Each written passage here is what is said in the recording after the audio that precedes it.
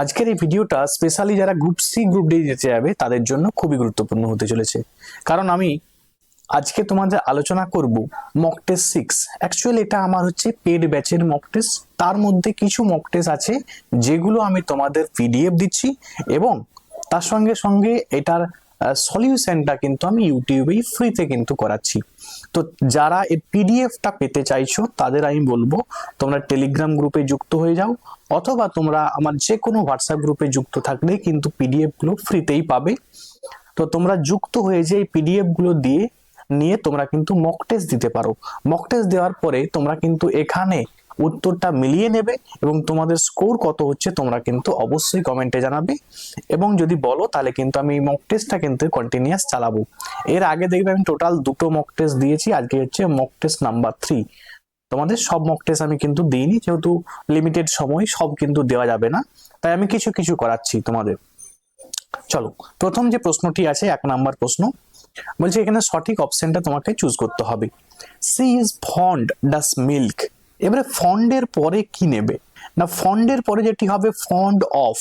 Fond of মানে কি, মানে কোনো কিছুর প্রতি যেন অ্যাফেকশন, কোনো কিছুর প্রতি তার আকর্ষণ, কোনো কিছুর প্রতি তার লাইকিং, ঠিক আছে, তার কোনো কিছু কি সে বেশি লাইক করে সেটাকে আমরা বলতে পারি কি ফন্ড অফ। ঠিক আছে, তাহলে ফন্ড অফ মানে আমরা কি বলতে পারি, এক কথায় অ্যাফেকশন, কোনো জিনিসের প্রতি বেশি তার লাইক আর কি, বেশি পছন্দ। তাহলে বলছে she is fond of milk মানে কি, সে দুধ পছন্দ করে, সে মিল্ক পছন্দ করে, মিল্কের প্রতি তার একটা আসক্তি আছে। নেক্সট বলছে how happy we are here, দিয়ে দেখো এক্সক্লেম চিহ্ন দিয়ে দিয়েছে, দিয়ে বলছে এটা কি সেন্টেন্স, কত সহজ। দেখো এখানে যে চিহ্নটা দেওয়া আছে সেটাই তোমাকে বলে দিল কি এটা কি না এক্সক্লেমেটরি সেন্টেন্স। এই সেন্টেন্সটা কি সেন্টেন্স, এক্সক্লেমেটরি সেন্টেন্স। নেক্সট প্রশ্ন কি আছে বলো, বলছে দ্য ম্যান ওন্ড এ অথবা an dash of fruits, dash of fruit tree. তাহলে এটা বলছে ক্ল্যাম্প আছে, অর্চার্ড আছে, বাঞ্চ আছে, বাঞ্চ এবং হচ্ছে এরিয়া। তো এটার সঠিক উত্তরটা কি হবে, তো এটার সঠিক উত্তর হবে সেটা হচ্ছে অর্চার্ড। এই সঠিক উত্তর অপশন বি কিন্তু হয়ে যাবে। এবার অর্চার্ড কাকে বলে, অ্যাকচুয়াল বলতে পারো একটা পিস অফ ল্যান্ড যেখানে কি করা হয় না গাছের মানে বিশেষ করে ফলের গাছ আছে, ঠিক আছে, ফ্রুটস ট্রি আছে, সেটাকে আমরা অর্চার্ড বলবো। তাহলে the man owned an orchard, তাহলে এখানে যেহেতু অ্যান করতে হবে, এখানে কিন্তু এ নেওয়া যাবে না, যেহেতু ও দিয়ে শুরু আছে, বাউল দিয়ে শুরু, তাহলে an orchard of fruit tree. ঠিক আছে, মানে কি, মানে লোকটার ফল গাছের একটি বাগান ছিল। এবারে বলবে স্যার ক্ল্যাম্প যেটা আছে সেটা কেন হলো না। ক্ল্যাম্পটা মনে রাখবে গ্রুপ অফ ট্রি ক্ষেত্রে তুমি ব্যবহার করতে পারো, ঠিক আছে, অনেকগুলো ট্রি আছে একসঙ্গে, তাহলে গ্রুপ অফ ট্রিতে তুমি কি ব্যবহার করতে পারো, ক্ল্যাম্প। তাহলে আমি কি বলতে পারি, গ্রুপ অফ ট্রিজ, ঠিক আছে, সেখানে আমরা কি ব্যবহার করব, ক্ল্যাম্প। বাঞ্চ হয় কি না, বাঞ্চ অফ কিজ হয়, তাই তো, বাঞ্চ অফ কিজ হলো। আচ্ছা, নেক্সট প্রশ্ন কি আছে, বলছে it is dangerous to intrude dash the enemy's camp. Actual intrude বলতে কি, এখানে ইন্ট্রুড বলতে যে তোমাকে বুঝতে হবে না, কোনো জায়গাতে ধরো ইন্ট্রুড বলতে কোনো বলে না ট্রেসপাসার উইল বি প্রসিকিউটেড, মানে কোনো জায়গাতে তুমি জোর করে ঢুকে গেলে, তাহলে এনিমির ক্যাম্পে যদি তুমি ঢুকে যাও, ঠিক আছে, সেটা তো অবশ্যই বিপজ্জনক হয়ে যাবে। তাহলে কোনো একটা জায়গা থেকে একটা জায়গায় যখন প্রবেশ করছে তখন কি হয় বলতো, ইনটু হয়, ঠিক আছে, ইনটু যখন স্থানের পরিবর্তন হচ্ছে, ধরো তুমি একটা পুকুর আছে, সে পুকুরে তুমি হচ্ছে পার থেকে পুকুরে ঝাঁপ দিলে, তাহলে আমরা কি বলবো, ইনটু। অথবা ধরো একটা আইস আছে, সে আইসটা মেল্ট হয়ে জলে পরিণত হলো, তখনও তোমরা কি বলতে পারো, ইনটু, ঠিক আছে, মেল্ট ইনটু ওয়াটার, তাই তো। তাহলে আইসটা মেল্ট ইনটু মানে ইনটুটা মনে রাখবে, যদি অবস্থানের পরিবর্তন হয় সেক্ষেত্রে কিন্তু ইনটু ব্যবহার করতে হয়। তাহলে এখানে it is dangerous to intrude the enemy's camp, তাহলে শত্রুর শিবিরে যদি কেউ মানে অনধিকার মানে কেউ প্রবেশ করলো আর কি, ঠিক আছে, সেটা কি হবে, বিপজ্জনক হবে আর কি। I had a splitting headache and could not concentrate. Splitting headache বলতে তুমি বলতে পারো যে হেডেকটা হচ্ছে খুবই, দেখো এখানে কি বলছে, নিয়ারেস্ট মিনিং কি, তাহলে নিয়ারেস্ট মিনিং হচ্ছে স্প্লিটিং বলতে, এখানে স্প্লিটিং হেডেক বলতে প্রচুর পরিমাণে হেডেক, ঠিক আছে, দ্যাট মিনস সিভিয়ার হেডেক, ঠিক আছে। তাহলে এখানে সিভিয়ার কিন্তু সঠিক উত্তর হয়ে যাবে, অপশন বি কিন্তু এর সঠিক উত্তর হয়ে যাবে। নেক্সট 6 নম্বরে কি আছে দেখো, হি ওয়াজ rather reluctant to help me. এই যে রিলাক্ট্যান্ট, এর কি চেয়েছে না অপোজিট ওয়ার্ড চেয়েছে। আগে বুঝতে হবে রিলাক্ট্যান্ট মানে কি। রিলাক্ট্যান্ট মানে হচ্ছে অনিচ্ছুক, ঠিক আছে, এটার মানে হচ্ছে কি অনিচ্ছুক। তাহলে এখানে যে অপোজিট ওয়ার্ড বলেছে তাহলে কি হবে, ইচ্ছুক হবে। তাহলে কি হবে, উইলিং কিন্তু সঠিক উত্তর হয়ে যাবে, অপশন এ কিন্তু এর সঠিক উত্তর হয়ে যাবে। ক্লিয়ার? নেক্সট পরের প্রশ্ন আমরা চলে যাই। পরের প্রশ্ন কি আছে, বলছে nobody is there to dash the old man. তাহলে এটা কি উত্তর হবে, তাহলে বলছে nobody is there to dash, তাহলে টু লুক আফটার।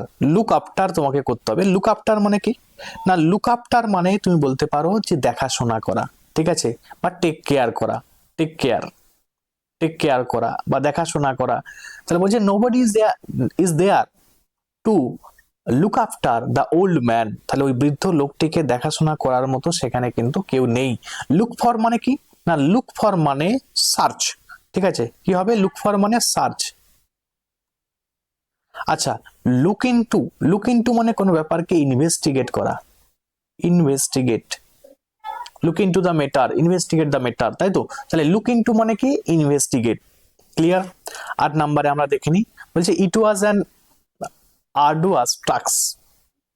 এটার মানেটা কি, এটার মানে হচ্ছে দেখো এখানে অ্যান্টোনিম চেয়েছে, বিপরীত শব্দ চেয়েছে। তাহলে এটার মানে হচ্ছে কি না ভেরি ডিফিকাল্ট টাস্ক, ঠিক আছে, বা কঠিন কাজ, কঠিন কাজ, ডিফিকাল্ট টাস্ক, ডিফিকাল্ট টাস্ক। তাহলে সেটাকে আমরা যদি অ্যান্টোনিম চাই মানে বিপরীত শব্দ চাই, মানে যে কাজে বেশি ডিফিকাল্ট নয়, যেটা হচ্ছে ইফোর্টলেস ওয়ার্ক, তাহলে অপশন সি হয়ে গেল সঠিক উত্তর, ইফোর্টলেস। ইফোর্টলেস দ্যাট মিনস অনেকটা সহজ কাজ, ঠিক আছে, অনেকটা কি সহজ কাজ বা ইফোর্টলেস কাজ। বলছে চুজ দ্য কারেক্ট সিনোনিম, সঠিক সিনোনিমটা খুঁজে বের করতে বলেছে। এই যে আন্ডারলাইন শব্দের সঠিক synonym, spanned, the river was spanned by the iron bridge. আচ্ছা, তাহলে প্রশ্ন হচ্ছে যে এখানে সঠিক উত্তর কি হবে, তাহলে স্প্যান্ড, স্প্যান্ডের জায়গায় কি বসবে এখানটায়, স্প্যান্ডের জায়গায় অপশন সি এর মধ্যে যেটি দেখতে পাচ্ছ ক্রসড, সঠিক উত্তর কিন্তু ক্রসটি হয়ে যাবে, ক্রসড, অপশন সি কিন্তু হয়ে যাবে। ক্রসড মানে কি অতিক্রম করেছে আর কি। The river was spanned by, এটা বাই দ্য আয়রন ব্রিজ হবে না, বাই অ্যান আয়রন ব্রিজ হচ্ছে, অ্যান হয় এখানে। এটাও কিন্তু প্রিভিয়াস ইয়ারে কোশ্চেন এসেছিল যে এই জায়গাটা কি বুঝবে, এ অ্যান দি এরকম দিয়ে দিয়েছিল, তো অ্যান আয়রন ব্রিজ এটা কিন্তু সঠিক উত্তর হবে। তাহলে এখানে ক্রস দেখতে পাচ্ছ, ক্রস কিন্তু অনেক ক্রস মানে অতিক্রম করা বা বিস্তৃত হওয়া, ঠিক আছে। তাহলে কি ছিল না লোহার সেতুটি নদীটিকে অতিক্রম করেছিল বা নদীর উপর বিস্তৃত ছিল আর কি। নেক্সট প্রশ্ন, identify the part of the sentence that has an error. The batsman was declared run out as he failed to complete the run. তারপরে বলছে তাহলে এখানে সঠিক কি হবে, মানে কোন জায়গাটা ভুল আছে, ইন অ্যান ইরোর মানে সেন্টেন্সটার মধ্যে কোনটাই ইরোর পার্ট আছে, ভুল পার্ট আছে কোনটাই, সেটা তোমাকে খুঁজে বের করতে বলেছে। দ্য ব্যাটসম্যান ওয়াজ, এটা ডিক্লেয়ার, এই যে দেখতে পাচ্ছ এটা হচ্ছে প্যাসিভ ভয়েসে আছে, কি আছে না প্যাসিভ ভয়েস, মন দিয়ে শোনো, প্যাসিভ ভয়েসে আছে। তাহলে প্যাসিভ ভয়েসে এই যে দেখতে পাচ্ছ ডিক্লেয়ার, ডিক্লেয়ারটা কখনো হয় মানে V1 ফর্মে আছে না, এটা সবসময় তো V3 ফর্মে হবে, মানে কি হবে অ্যাকচুয়াল ডিক্লেয়ার্ড হতো। তাহলে এইটাই কিন্তু ভুল আছে, মানে অপশন এ, মানে এইটা অ্যাকচুয়াল কি হতো ডিক্লেয়ার্ড, ডিক্লেয়ার্ড হতো। The batsman was declared run out as he fail to complete the run. তাহলে অপশন এ কিন্তু সঠিক উত্তর হয়ে গেল। তাহলে এই ছিল আজকের মোস্ট ইম্পর্টেন্ট 10টি কি ছিল এমসিকিউ, যেটা ইংরেজির উপরে ছিল। তো তোমাদের আমি বলবো তোমরা অবশ্যই কমেন্টে জানাবে তোমাদের এই 10টার মধ্যে কতগুলো তোমরা ঠিক করতে পারলে। দেখো চাকরি তোমাকে কিন্তু যদি পেতে হও, যদি পেতে চাও, তখন কিন্তু তোমাকে বেশি বেশি কিন্তু মক টেস্ট দিতে হবে। কারণ তুমি মক টেস্ট যদি তুমি বারবার না দাও, তুমি নিজের যদি ইভ্যালুয়েশন না করতে পারো, তাহলে কিন্তু তুমি এই যে বর্তমান কম্পিটিশন বিশাল হিউজ কম্পিটিশন, কিন্তু এখন তুমি সহজে কিন্তু চাকরি পাবে না। আগে পেয়ে গেছে, আগে অনেকেই পেয়ে গেছে, নর্মাল বেসিক পড়াশোনা করে পেয়ে গেছে, বাট এখন কিন্তু পাবে না, এখন প্রচুর লড়াই করতে হবে। ঠিক আছে, হলে তোমাকে বিশাল মেধার ব্যাপার দরকার, অথবা বুঝতেই পারছো আরেকটা নেগেটিভ পয়েন্ট আছে, সেটা তো আমি বলতে চাইছি না, তো সেই ব্যাপারও কিন্তু আছে, তোমরা জানাবে সেই ব্যাপারটা কিভাবে চাকরি পাওয়া যায়। আর যেটা আমি বলতে চাইছি মানে টাকার বিনিময়ে আর কি, ঠিক আছে, সেই টাকার বিনিময়ে যদি কোনো এমন কোনো পার্সনকে ধরতে পারো, জেনুইন পার্সন, ঠিক আছে, তাকে দিয়ে টাকার বিনিময় যেটা হচ্ছে আর কি, দেখতে পেলাম যে এসএসসিতে প্রায় 26,000 চাকরি বাতিল গেল সে কারণেই, তো এরকম ভাবেও করলে করতে পারে অনেকে। আচ্ছা, তো সেখানে গ্যারান্টি নেই, ওই চাকরি তুমি টাকা দিয়ে হওয়ার পরেও কিন্তু চাকরি চলে যাচ্ছে, তো এই বিষয়টাও আছে কিন্তু। ঠিক আছে, চলো নেক্সট প্রশ্ন আমরা দেখে নিই, ওইগুলো আমরা দেখে লাভ নেই, আমি আলটিমেট তোমাদের চাই যে তোমরা প্রত্যেকেই চাকরি পাও এবং মেধার ভিত্তিতে চাকরি পাও। ঠিক আছে, ডুপ্লিসিটি হয়ে চাকরি পেয়ে কিন্তু তোমার আলটিমেট পিস কিন্তু তুমি পাবে না। ভারতীয় সুপ্রিম কোর্টে বিচারকের সংখ্যা বৃদ্ধির ক্ষমতা কেবলমাত্র নিহিত আছে কার উপর নিহিত আছে? না, ভারতীয় সুপ্রিম কোর্টের বিচারকের সংখ্যা বৃদ্ধির ক্ষমতা এটা একমাত্র করতে পারে যেটা, সেটা হচ্ছে লোকসভা। লোকসভার কিন্তু এই পাওয়ারটা আছে। ঠিক আছে, লোকসভা বলতে অ্যাকচুয়ালি এখানে সঠিক উত্তরটা হতো না পার্লামেন্ট, পার্লামেন্ট, ঠিক আছে, পার্লামেন্ট বা সংসদ বলতে পারো, সংসদ, মানে সংসদেরই পাওয়ার আছে কি না সুপ্রিম কোর্টের বিচারকের সংখ্যা কিন্তু বাড়াতে পারে। ঠিক আছে, যেহেতু এখানে লোকসভা দিয়েছে, লোকসভা তো পার্লামেন্টারি একটা পার্ট, তাহলে কিন্তু অপশন বি কিন্তু নিতে হবে, কেউ কিন্তু রাষ্ট্রপতি ভুলেও কিন্তু নিতে যাবে না, ভুল উত্তর হয়ে যাবে কিন্তু। আচ্ছা, নেক্সট প্রশ্ন, তিস্তা, তিস্তা যাকে আমরা ত্রাসের নদী বলি, তাই তো, তিস্তাকে ত্রাসের নদী বলা হয়, লাইফ লাইন অফ সিকিম বলা হয় তিস্তাকে। ঠিক আছে, তিস্তা যেটা জেমু গ্লেসিয়ার থেকে উৎপন্ন হয়েছে। যা হোক, চলো, যে তিস্তা নদীর গিরিখাত দেখা যায়, নদীটি ড্যাশ কোন গতিতে? তিস্তা নদীর মধ্যে যে গিরিখাত দেখতে পাবে সেটি আছে উচ্চ গতিতে।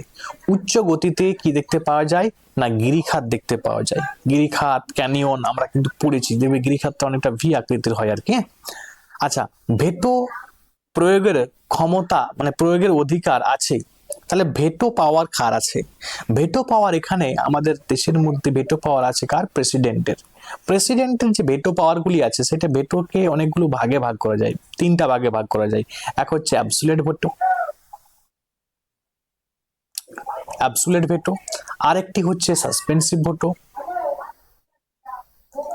সাসপেন্সিভ ভেটো, এবং আরেকটি আছে যেটা, সেটি হচ্ছে পকেট ভেটো, পকেট ভেটো। তাহলে অ্যাবসুলেট ভেটো, সাসপেন্সিভ ভেটো এবং পকেট ভেটো, এইগুলি হচ্ছে কি না ভেটো পাওয়ার। ঠিক আছে, এটা কার আছে? প্রেসিডেন্টের কিন্তু ভেটো পাওয়ারটা আছে।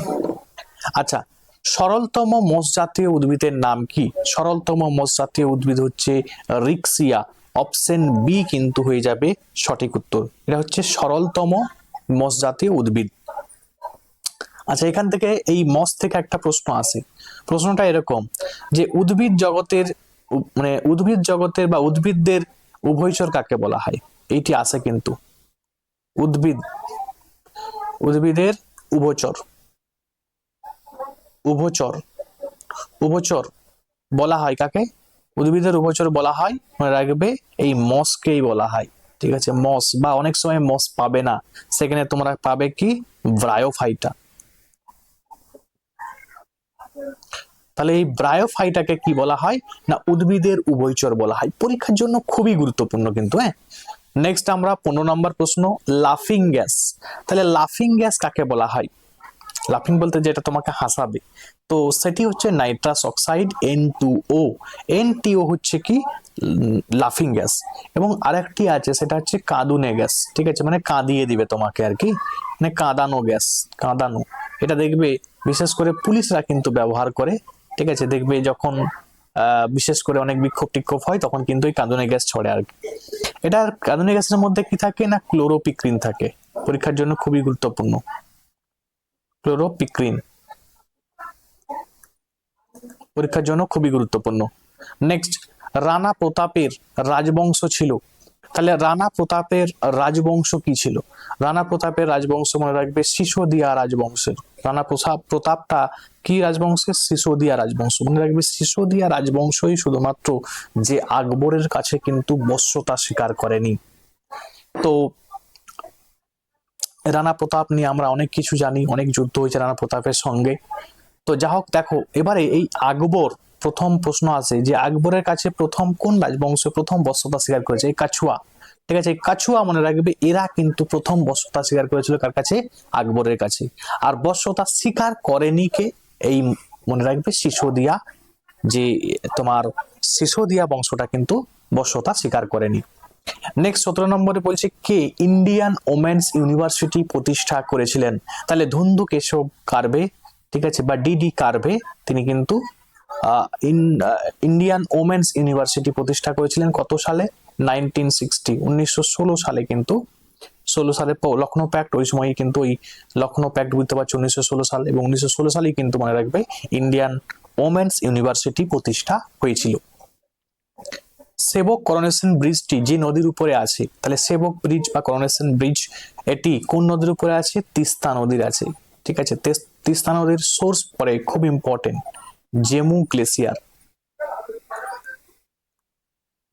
ঠিক আছে, জেমু হিমবাহ আর কি, হ্যাঁ, জেমু হিমবাহ থেকে উৎপন্ন লাভ করেছে।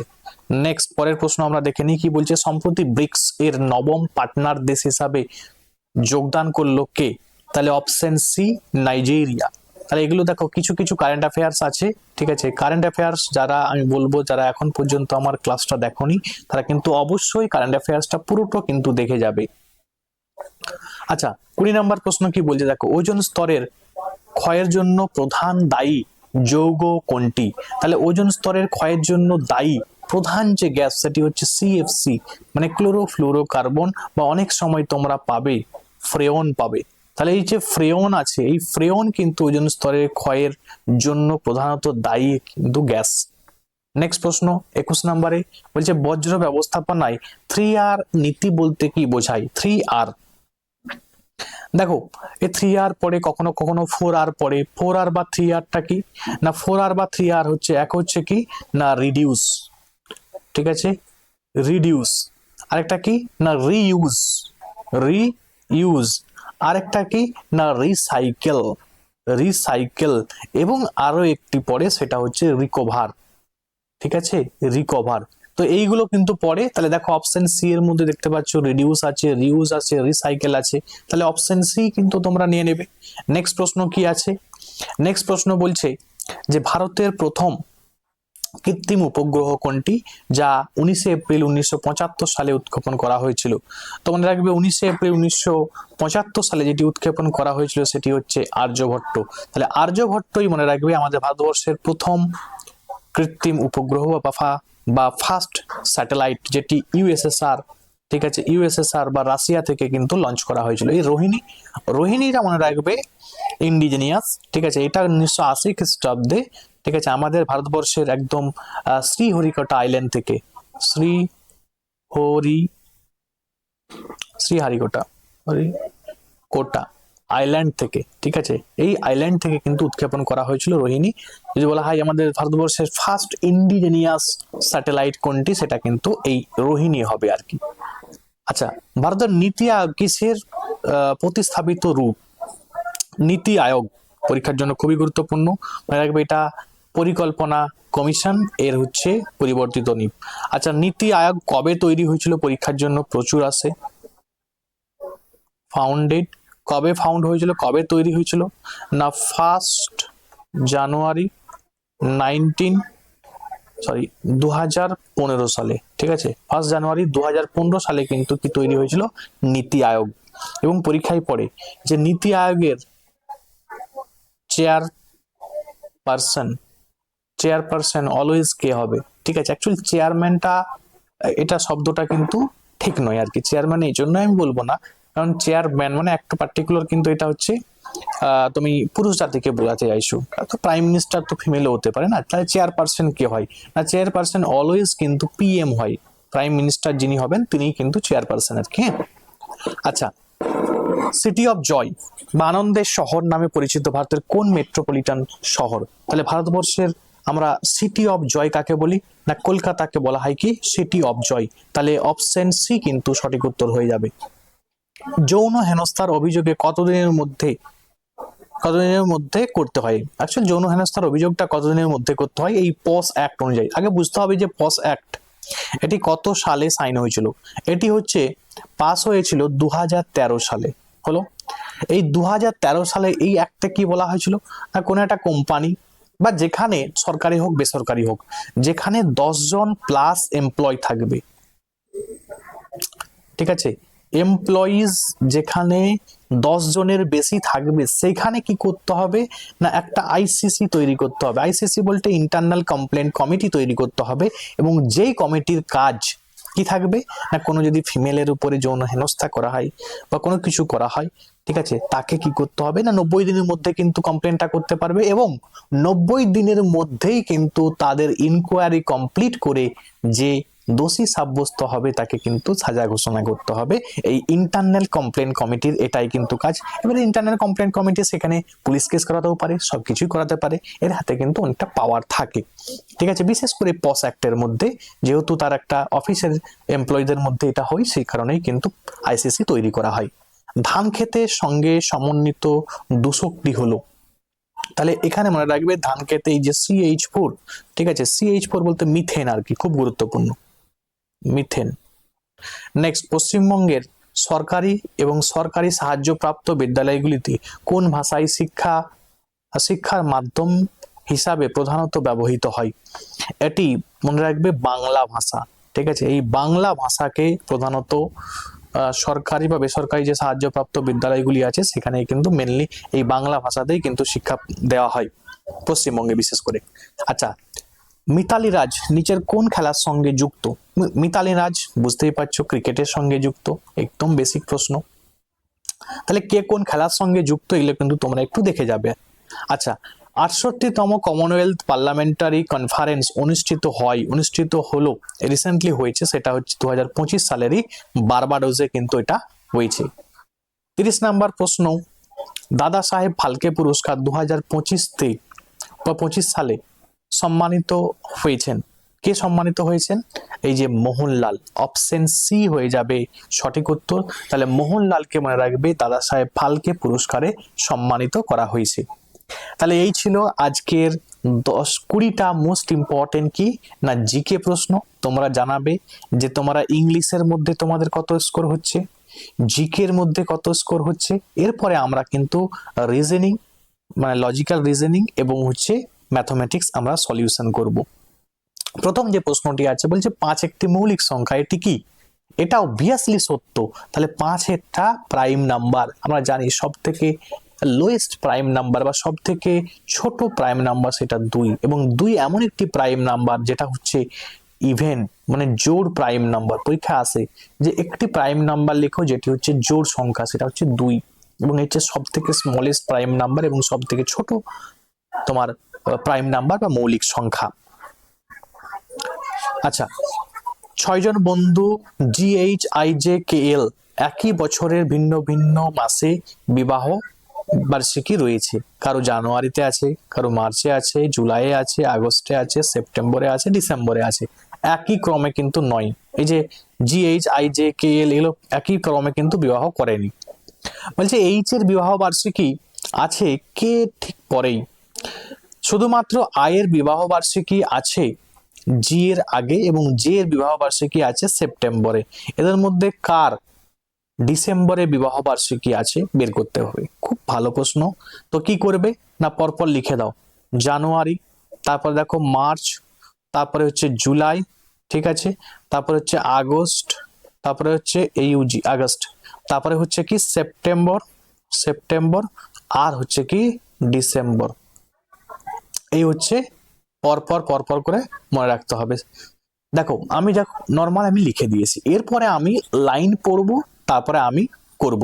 বলছে জে এর বিবাহ বার্ষিকী আছে সেপ্টেম্বর, তাহলে আমি জে লিখে দিলাম এখানে, সেপ্টেম্বর মাসের জায়গায় লিখে দিলাম জে সুন্দরভাবে, আমার কোনো প্রবলেম নেই। তারপরে প্রথম লাইনটি যেটা বলেছিল সেটা একটু পড়ি। বলছে এইচ এর বিবাহ বার্ষিকী কে ঠিক পরে আছে, তাহলে কে এর পরে আছে, বাট কোথায় আছে আমি এখন জানি না, আমি লিখবো না। বলছে শুধুমাত্র আয়ের বিবাহ বার্ষিকী আছে জি এর পরে। তাহলে আয়ের বিবাহ বার্ষিকীটি আছে কার? জি এর পরে। শুধুমাত্র মানে আয়ের যে বিবাহ বার্ষিকীটি আছে, আয়ের যে বিবাহ বার্ষিকী আছে সেটা শুধুমাত্র জি এর পরে, মানে আর কারো পরে নয় কিন্তু। তাহলে আইকে এই জায়গাটায় নিশ্চয় মার্চা লিখতে হবে, তবেই তো জি এর পরে হচ্ছে না। আচ্ছা সরি, একটু ভুল উল্টো বলা হয়ে গেল, উল্টো লেখা হয়ে গেল। বলছে শুধুমাত্র আয়ের বিবাহ বার্ষিকী আছে জি এর পরে। এই জি এর পরেই হচ্ছে আয়ের, আয়ের জি, আচ্ছা আয়, শুধুমাত্র আয়ের বিবাহ বার্ষিকী আছে জি, ও জি এর আগে, ভুল বলছি আমি, জি এর আগে আছে। তাহলে আয়ের বিবাহ বার্ষিকী আছে কার? শুধুমাত্র জি এর আগে। ঠিক আছে, আয়ের বিবাহ বার্ষিকী আছে জি এর আগে, হলো। আচ্ছা এবারে আমি এখানে পড়ি, এই এইচ এর বিবাহ বার্ষিকীটা কে এর ঠিক পরে আছে। তাহলে এইচ এর যে বিবাহ বার্ষিকীটা, এইচ এর যে বিবাহ বার্ষিকীটা সেটা কার পরে আছে? কে এর পরে আছে। তাহলে বলছে এদের মধ্যে কার ডিসেম্বরে বিবাহ বার্ষিকী? তাহলে আর একজনই পড়ে থাকলো এল। তাহলে এল এর মনে রাখবে বিবাহ বার্ষিকী সেটা কবে? না ডিসেম্বর মাসে। বাস সুন্দরভাবে করে দিলে এইটি। আচ্ছা এদের মধ্যে বলছে ওয়াটার ইমেজ কোনটা আছে? নিউক্লিয়ার। নিউক্লিয়ারের ওয়াটার ইমেজ চেয়েছে, ওয়াটার ইমেজ কি আছে সেটা হবে, বের করতে হবে। দেখো আমি কি করলাম, প্লেন এখানে লাইন টেনে দিলাম। ওয়াটার ইমেজ হলে না সবসময় নিচে মিরর বসাবে, মিরর বসিয়ে যখন তুমি লিখবে তাহলে কি হবে? উল্টি যাবে। মানে সংখ্যা যেটা এন দিয়ে আছে এন দিয়েই হবে, কখনো আর দিয়ে হবে না। আর দিয়ে হলে ওয়াটার ইমেজ হয়, ঠিক আছে? তাহলে এন দিয়েই শুরু হবে, দিয়ে এন গুলো উল্টে যাবে, ইউটা উল্টাবে, সি দেখো যখন এলটা থাকবে এলটা, ঠিক আছে এই রকম হবে, এই রকম, কারণ নিচে মিরর না, তাহলে এই রকম হবে। দেখো আমরা দেখতে পাচ্ছি এই দিকে এল কে ঘুরিয়ে দিয়েছে, তাহলে এটা আমার প্রথমেই কেটে দিলাম, ঠিক আছে। আচ্ছা দেখো ইটা, ইটা যেমন ছিল সেদিকেই থাকবে, তো ধরো এখানে ই আছে, ই আছে, ইটা তো এইভাবেই হবে না, এটা উল্টে যাবে, বাট এমন ভাবে হবে না যে এই দিকটা মুখ চলে যাবে, এইটা তো হবে না কখনো, এটা তো কখনোই হবে না। কিন্তু দেখো এইখানটা যেটি 3 নম্বরে আছে সেটাই করেছে, তাহলে 3 নম্বরটাও কেটে বাদ দিয়ে দাও, তাহলে অপশন 4 হয়ে গেল আমাদের সঠিক উত্তর। তাহলে অপশন ডি নিতে হবে 4 নম্বরে। নেক্সট প্রশ্ন বলছে এইটা এই এক্সটা কোনখানে প্লেস করা যাবে, ঠিক আছে? কোন চিত্রের অংশ রয়েছে, তাহলে কোথায় প্লেস করা যাচ্ছে সেটা আমাকে খুঁজে বের করতে হবে। দেখো অপশন 4 নম্বরে যে জায়গাটায় আছে, দেখো এটা সুন্দর, তুমি এখানে কিন্তু প্লেস করতে পারবে। তাহলে অপশন 4-এ যেটি আছে, অপশন ডি এ যেটি আছে সেটাই কিন্তু সঠিক উত্তর হয়ে যাবে। নেক্সট এরপরে আমরা দেখে নিই কি বলছে, দেখো আচ্ছা সার্কুলার সার্কেল। দেখো অ্যাকচুয়াল সার্কুলার সার্কেল মানে কি? সার্কেলের যেটি অ্যাডজেক্টিভ ফর্ম, ঠিক আছে, অ্যাডজেক্টিভ, সেটা হচ্ছে কি? সার্কেলের অ্যাডজেক্টিভ হচ্ছে সার্কুলার। রেক্টেঙ্গেলের রেক্টেঙ্গুলার, একই জিনিস। লাইনের লাইনার। বাট যেটি আছে দেখো স্কোয়ার, এখানে ডায়াগোনাল, ডায়াগোনাল মানে কি? কর্ণ, কর্ণ, এখানে স্কোয়ার মানে বর্গক্ষেত্র, বর্গক্ষেত্র। তাহলে এটা তো কখনো হচ্ছে না, এই ব্যাপারটা তো হচ্ছে না, তাহলে অপশন সি যেটি আছে সেটাই কিন্তু উত্তর হয়ে যাবে, কারণ আমাদের বলেছে যে ব্যতিক্রমী যেটা আছে বা অড যেটি আছে সেটা আমাদেরকে বের করতে হবে। ঠিক আছে, নেক্সট প্রশ্ন বলছে প্রদত্ত আকৃতিগুলির মধ্যে কোনটি, আচ্ছা আকৃতিগুলির মধ্যে হতে বেমানান চয়ন করো, মানে বেমানান কোনটা? এইগুলো যেগুলো আছে যে ধরো ই, আই, এ, কে, ও, এটা হচ্ছে এ আছে, এটা বি এতে আছে, এটা সি এতে আছে, এটা ডি এতে আছে, এটা ই এতে আছে, বলছে কোনটা উত্তর হবে তোমাকে বের করতে বলেছে। দেখো এখানে যেটি একটি মনে রাখতে হবে যে তোমাকে ভাওয়েলটা যদি তুমি মনে রাখো তোমার কিন্তু হয়ে গেছে। ভাওয়েলটা কি আছে না? এ, ই, আই, ও এবং হচ্ছে কি ইউ, এটা হচ্ছে ভাওয়েল। তাহলে দেখো, তাহলে ই আছে অবভিয়াসলি ভাওয়েল, এটাও ভাওয়েল, এটাও ভাওয়েল, তা কেটা কিন্তু ভাওয়েল নেই, মানে ডি তে অপশনে যেটি আছে সেটাই কিন্তু উত্তর হয়ে যাবে। এই ডি অপশনে যেটি আছে কে, তাহলে কেটাই কিন্তু উত্তর হয়ে যাবে, মানে ডি, ডি নাম্বারে আছে, তাহলে এটা উত্তর হয়ে যাবে কি? Option D. ক্লিয়ার? নেক্সট আমরা যে চলে যাই, কি বলছে দেখো, বলছে বাঁ দিকে শব্দ জোড়ার মধ্যে সম্পর্কিত ডান দিক আর কি, ঠিক আছে সমস্যা নেই। দেখো গার্বেজ, সেখানে হাউস। আচ্ছা গ্যাঙ্গু ড্যাশ কি হবে? দেখো হাউস থেকে যেটি উৎপন্ন হয় সেটি হচ্ছে গার্বেজ উৎপন্ন হয়, মানে হাউস থেকে বজ্র পদার্থ যেটি উৎপন্ন হয় সেটি হচ্ছে কি গার্বেজ। ঠিক একই রকম এই যে ওর দেখতে পাচ্ছ, ওর থেকে মনে রাখবে গ্যাঙ্গিউ, এটাও কিন্তু ওরের আকরিকের, এটি হচ্ছে আকরিক, আকরিকের বজ্রটাকে কি বলা হয়, গ্যাঙ্গিউ। ঠিক আছে, তাহলে অপশন ডি কিন্তু হয়ে গেল এর সঠিক উত্তর। নেক্সট চলে যাই আমরা 38 নম্বরে কি আছে, বলছে 4টি শব্দ দেয়া হয়েছে যার মধ্যে 3টি কোনো না কোনো শব্দের মানে কোনো না কোনো ভাবে অনুরূপ আছে, ব্যতিক্রমীটা খুঁজে বের করতে বলেছে। হার্ড ডিস্ক আছে, র্যাম আছে, মাউস আছে, মাদারবোর্ড আছে, তাহলে কোনটা উত্তর হবে? দেখো হার্ড ডিস্ক যেটি থাকে সেটা হচ্ছে কোনো একটা কম্পিউটারের internal part, internal internal part. RAM যেটা ইন্টারনাল পার্ট, মাদারবোর্ডটা ইন্টারনাল পার্ট, বাট মাউসটা দেখো এটা কিন্তু কোনো ইন্টারনাল পার্ট নয়, এটা হচ্ছে এক্সটার্নাল পার্ট। তাহলে আমাকে মাউসটাই কিন্তু এখানে আমার ব্যতিক্রমী হলো, এটি কি হলো, এটা হলো একটি এক্সটার্নাল পার্ট, এক্সটার্নাল পার্ট। তাহলে আমার অপশন বি কিন্তু সঠিক উত্তর হয়ে গেল। আচ্ছা, এরপরে বলছে আয়নায় প্রতিবিম্ব দেখা গেলে, মানে প্রতিবিম্ব কোনটা হবে তোমাকে খুঁজে বের করতে বলেছে, মিরর ইমেজ আর কি। তাহলে আমি এখানে একটা মিরর প্লেস করব, মিরর প্লেস করা মানে তাহলে এই দিকে আমার ছবিটা তৈরি হবে। মিরর ইমেজে সবসময় সাইডে প্লেস করতে হয়, আর ওয়াটার ইমেজে সবসময় নিচে প্লেস করতে হয় মিররটা, আয়নাটাকে। তাহলে দেখো সবে শেষে আমার যেটি হবে সেটি এ হবে, কারণ বাট প্রথম যেটি আছে দেখো এ দিয়ে স্টার্ট করা আছে, তাহলে কেটে দাও। আবার দেখো প্রথমটা এখানে 1 দিয়ে স্টার্ট করে দিয়েছি, কেটে দাও। প্রথমটা আমার এই 2 আছে মানে কি 2 দিয়ে 2 থাকবে, মানে মিররের কাছে যেটা আছে সেটাই হবে, কিন্তু 2 এর উল্টাটা হবে। এইখানে দেখো এস দিয়ে দিয়েছি, এস তো নেই, এখানে 2টা আছে বাট উল্টা আকারে আছে, তাহলে অপশন বি কিন্তু, বা অপশন 2, অপশন বি এর মধ্যেই 2 আছে, এইটাই কিন্তু আমাদের সঠিক উত্তর হয়ে যাবে। এরপরে নেক্সট কি বলেছে না, পেপার কাটিং পেপার ফোল্ডিং এর কোনটি উত্তর হবে খুঁজে বার করতে বলেছে। খুব ভালো প্রশ্ন, মন দিয়ে দেখো কি করব আমি। তাহলে এখানে একটা মিররকে তোমার এখানে এখানে অতটা এটাকে ফোল্ড করা হয়েছে, তারপরে নেক্সট এই দিকেও ফোল্ড করা হয়েছে, দিয়ে এখানটা কেটে দেওয়া হয়েছে, এখানটা কেটে। আমি তো তোমাদের শিখিয়েছিলাম মনে করো, যারা আমার দেখোনি তারা কিন্তু যে দেখে নেবে, আমি কিন্তু দেখিয়েছি এগুলোতে। তো এগুলোর নিয়ম কি বলতো, সবসময় তোমাকে এখানে একটা মিরর প্লেস করতে হবে, এইখানে একটা মিরর প্লেস করতে হবে। এখানে মিরর প্লেস করলে একটা দেখো এইখানে একটি আসছে, এইখানের জন্য এইখানে একটি আসছে, বাট মানে অপশন সি, ঠিক আছে, মানে অপশন 3 নাম্বার যেটি আছে সেটাই উত্তর হয়ে গেল। আর কিছু দেখাই দরকার নেই, মিরর প্লেস করবে, উপরে যেটা কাটা হয়েছে সেটার চিহ্নটা নিচেও আসবে। ক্লিয়ার? চলো, তাহলে এইটা হয়ে গেল 40টা, মানে 40টা বলতে টোটাল 10টা যে রিজনিং তোমাদের করিয়ে দিলাম। এরপরে আমি যেটা করাবো সেটা ম্যাথমেটিক্সের সলিউশনটা করাবো, যেটা তোমাদের ভালোভাবে ধৈর্য সহকারে দেখতে হবে, এবং আমি যে অ্যাপ্রোচে করাবো একটু বোঝার চেষ্টা করবে, দেখবে তোমাদের ভালো লাগবে। প্রথম যেটি আছে এটি দেয়া আছে, এর মধ্যে কি আছে না 0.32 উপরে মাথায় পৌনঃপুনিক। এর মানেটা কি না, আমি বলতে পারি 0.32 32 32 এরকম করে রিপিট চলবে আর কি। বিয়ে কি আছে না, বিয়ে যেটি আছে 1/3, তাহলে 1/3 মানে আমরা বলতে পারি 0.3333, তোমরা ভাগ করবে দেখবে এরকম চলতেই থাকবে, কন্টিনিউয়াস চলতেই থাকবে। ঠিক আছে, তাহলে সিতে কি আছে না √, 0.32, কি উত্তর হবে আমি করাচ্ছি, মন দিয়ে দেখো তোমরা কিভাবে করবে এটাকে। √0.32, তাহলে আমি এটাকে করাবো কিভাবে করব, কিভাবে সলিউশন করব, ভাবনা চিন্তা একটু করতে হবে, মন দিয়ে দেখো। আমি করলাম এটাকে 32 বাই কত করে দিলাম না 100, মানে দশমিক তুলে দিচ্ছি, রুটের মধ্যে আছে, দিয়ে নিচটা আমার 10 হয়ে যাচ্ছে, উপরটা শুধু √32 হয়ে গেল। এবারে √32টাকে আমি ভাঙবো, ভাঙলে কি হবে 4 গুণিত 8 32 হয়, তাহলে এই 4টার 2 বেরিয়ে যাবে, মানে 2 বেরিয়ে গেল, আর এই তাহলে √8 রয়ে গেল।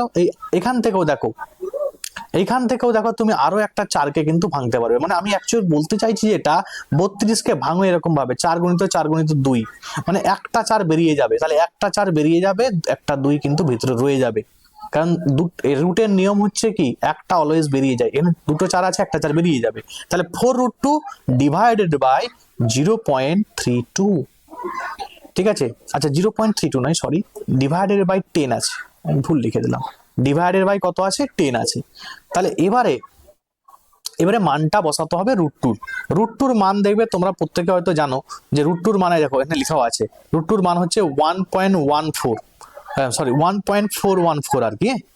আচ্ছা, তাহলে আমি জাস্ট কি করব, মানটা পুট করে দেবো। তাহলে 4 গুণিত 1.414, ঠিক আছে, ডিভাইডেড বাই 10, মানে যাই হোক না কেন উত্তরটা, ঠিক আছে, 4 4 16 6, 4 একে 5, আবার হচ্ছে দেখো 4 4 16 6, 4 একে 5, মানে এইরকম আসছে, 5 6 5 6 এরকম টাইপের আসছে। যাই হোক, তো মনে রাখবে যখন এরকম টাইপের আসছে, এবারে নিচে 10 আছে, তো তাহলে দশমিকটা সবার আগে, মানে 0.5, বা আমি দেখো আমি ভালোভাবে ক্যালকুলেশনটাও করিনি, আমার দেখার দরকার নেই, আমি ভালোভাবে করার দরকার নেই, ঠিক আছে। তাহলে 0.5656 এরকম একটা আসছে, মানে কি 0.5656 এরকম একটা কিন্তু আসছে। ক্লিয়ার? আচ্ছা, অপশন ডি তে যেটি আছে সেটা কত দেখো 0.32, তাহলে আমার দেখার দরকার নেই, 0.32 যেমন আছে আমি লিখে দিলাম, ঠিক আছে। এবারে দেখো বলছে এটাকে সাজাতে, কিরকম আকারে সাজাতে বলেছে, দেখো ভালো করে দেখো, বলছে বড় থেকে ছোট আকারে সাজাও। সব থেকে বড় কোনটা, এখানে অপশন সি এর মধ্যে যেটি আছে সেটি সব থেকে বড়, যেটি অপশন সি এর মধ্যে যেটি আছে সেটাই তো সব থেকে বড় হবে। তাহলে আমার এখানে দেখো এ দিয়ে শুরু, এখানে বি দিয়ে শুরু, কেটে দাও সি দিয়ে, তারপরে দেখো সি এর পরে যেটি আছে সেটা হচ্ছে 3 3 3, মানে এটা বি হবে, সি এর পরে বি হলো। তারপরে দেখো এখানে 3 2, বাট এখানে 3 2 3 2 আরো চলছে, তাহলে এর পরে কিন্তু এ হবে, এ, তাহলে সি বি, তারপরে দেখো এ, তারপরে ডি, তাহলে এটাই কিন্তু অপশন বি কিন্তু তোমার সঠিক উত্তর হয়ে যাবে। খুব গুরুত্বপূর্ণ অঙ্ক, এবং এই অঙ্ক সাধারণত দেখবে ম্যাক্সিমাম অনেকে কিন্তু করে না, বাট এইটাও আমি তোমাদের করিয়ে দিলাম যে কিভাবে ক্যালকুলেশনটা করে সঠিকভাবে তোমরা করে আসতে পারবে। নেক্সট, পরেরটা আমরা দেখে নিই, কি বলছে এর সরলতম মান বের করতে। দেখো কত সহজ, দেখো সরলতম মান বের করতে বললে কি করবে, ভেঙে দিবে দাস। তাহলে 1 গুণিত 2, এটা ভাঙলে কত হবে না 2 গুণিত 3, এটাকে ভাঙলে কত হবে না 3 গুণিত 4, এরকম করে ভেঙে ভেঙে ভেঙে ভেঙে যাবে, ঠিক আছে। লাস্ট যেটি আসবে সেটি হচ্ছে 4 গুণিত 90, তো তাহলে 9 গুণিত 10 হলো। এটার ফর্মুলা হচ্ছে 1 বাই ডিফারেন্ট, ঠিক আছে, 1 by smallest minus 1 by largest, এটি হচ্ছে ফর্মুলা, আর কিছু নয়। তাহলে 1 বাই ডিফারেন্স, দেখো মানে ডিফারেন্স বলতে কি এই সংখ্যা 1 এবং 2 এর সম্পর্ক ডিফারেন্স কত 1 আছে, মানে 1 বাই 1, তাহলে লেখার দরকার নেই, এখানে 1 লেখার দরকার আছে কি, 1 বাই 1 তো কেটে গেল, তাহলে আমি লিখলাম না 1 বাই ডিফারেন্সটা বাদ দিয়ে দিলাম।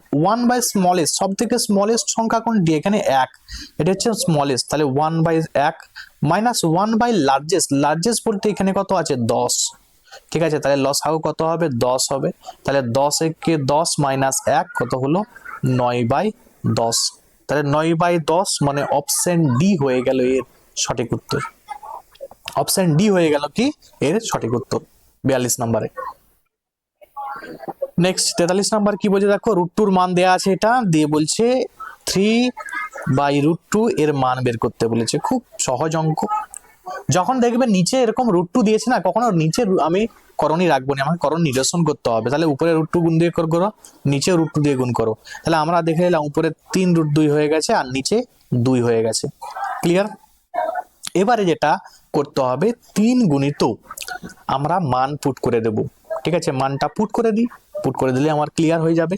তাহলে মানটা যদি তুমি পুট করো দেখো কত হচ্ছে 3 গুণিত 1 পয়েন্ট, কারণ √2 মান এখানে দেয়া আছে অলরেডি, 1.414 ডিভাইডেড বাই 2 আছে, মানটা বের করো, মানটা বের করলে 3 4 12 2, ঠিক আছে, 3 4 12 2, আচ্ছা 4 একে 4, 4 একে 4, একে 5, ঠিক আছে।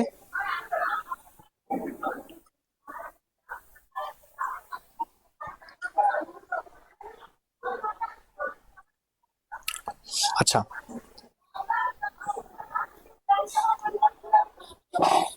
দেখো জাস্ট উপরে যেগুলো আছে সেগুলোকে তোমাকে কি করতে হবে না গুণ করে দিতে হবে, গুণ করে দাও, গুণ করলে কি হচ্ছে দেখো, তাহলে এই যে 3.1414 এর সঙ্গে 3 কে তোমাকে গুণ করতে হবে, ঠিক আছে, 3 কে গুণ করো,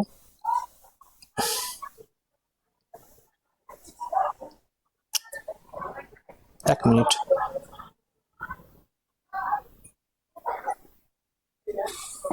দেখো